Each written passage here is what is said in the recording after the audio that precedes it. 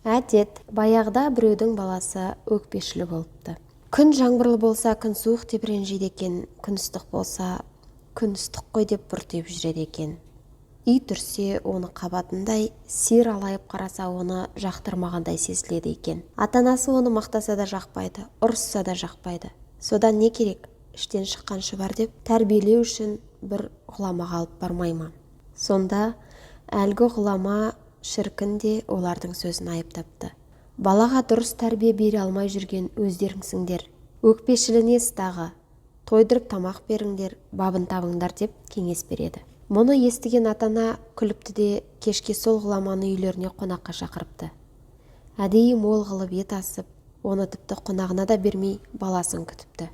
Кешке ойыннан оралған баласы былбырап піскен әлгі етті көріп, тамсанып отырып, маған осынша ет қалдырғандарыңда өздерің менен де көп жеген шығарсыңдер деп тағы да ренжіген екен.